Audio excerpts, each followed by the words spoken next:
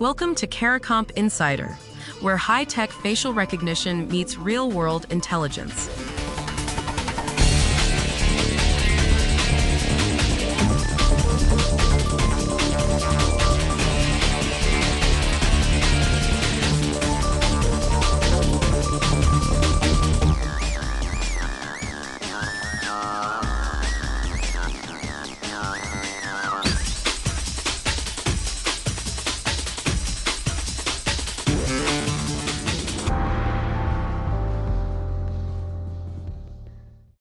A deepfake video of Italian Prime Minister Giorgia Meloni spread across social media, claiming Italy had completely severed diplomatic ties with Israel.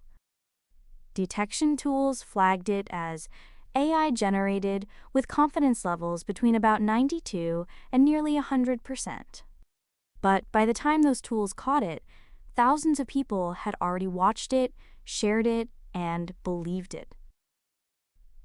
Italy did suspend a defense agreement with Israel back in April. That part was real. But whoever created these deepfakes took that genuine tension and fabricated something far bigger. A complete diplomatic collapse that never happened. If you've ever shared a video clip without checking whether it was real, this story is about you. It's also about every diplomat, every investigator, and every government press office that now has to answer for things that were never said. The clips spread across platforms globally, produced in one place, viewed in dozens of countries, causing damage in all of them simultaneously.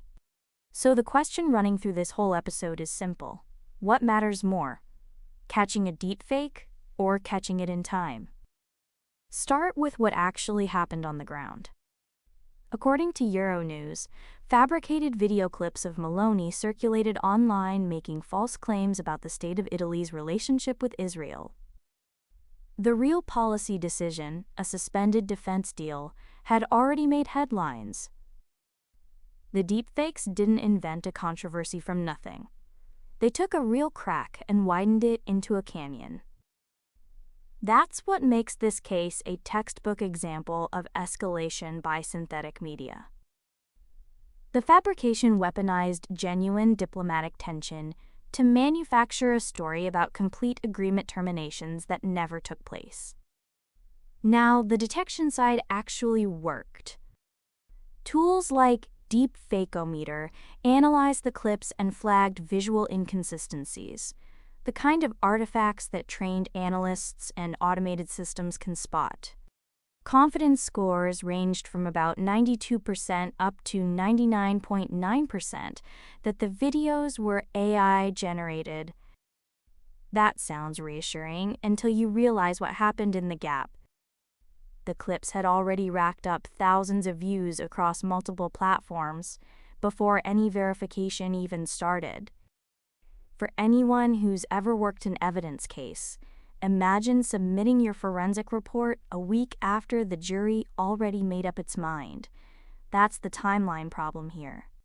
And it's not just an evidence problem for professionals.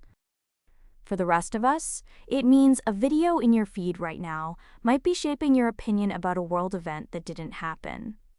You'd never know unless someone flagged it, and by then you've already formed a reaction, maybe even posted about it. Academic researchers are framing this as something bigger than a single incident. According to a peer-reviewed study published in the ASSA journal, deepfakes now function as force multipliers in information warfare.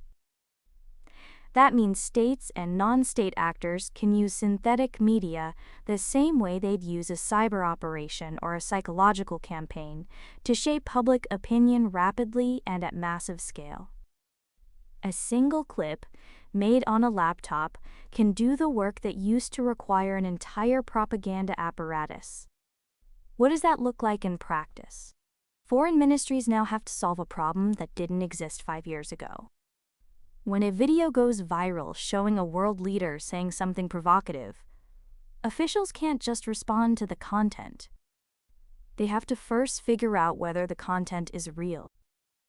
And while they're figuring that out, the political cover the deepfake creates is already doing damage. Market jitters, public outrage, fractures inside governing coalitions.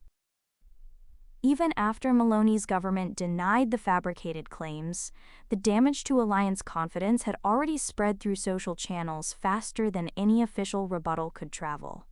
Researchers studying deepfakes and international law point out another layer. According to analysis published on Diplomacy and Law, synthetic media is eroding what scholars call epistemic trust, our basic assumption that what we see and hear reflects something that actually happened. When images and audio can no longer be presumed authentic, the entire foundation of international law starts to wobble. Courts, treaty negotiations, UN proceedings, they all depend on the idea that visual evidence means something. For investigators, that rewrites the chain of custody for digital evidence. For everyone else, it means the next viral clip you see of any world leader might be completely fabricated, and you'd have no easy way to tell. Skeptics raise a fair point. Reliable news outlets found no reports confirming that Meloni actually rebuffed Netanyahu. A real diplomatic breach of that scale would generate international condemnation and leave a paper trail. So institutional checks did hold, eventually. But that argument misses the intermediate harm. In the minutes and hours before verification confirms a hoax, real consequences can unfold. Markets can panic, protests can ignite, coalition partners can demand answers for statements that were never made. The detection tools aren't failing. They're arriving late. A system that catches a deepfake with 99% accuracy after 1 million people have already seen it isn't a detection success. It's a response failure. So, a deepfake of Italy's prime minister spread a false story about a diplomatic collapse with Israel. The AI detection tools identified it correctly, but only after thousands had already watched and shared it. The gap between when a fake spreads and when it's caught is now the most dangerous space in global politics. Researchers say the fix isn't better algorithms. It's faster institutional response and cross-border coordination. Whether you're authenticating evidence for a case or just scrolling through your feed before dinner, the same question applies. Can you trust what you just saw? The written version goes deeper. Links below. Now you know something most people in this industry don't. Use it. And when you're ready to put it to work, caracomp.com. We'll see you tomorrow.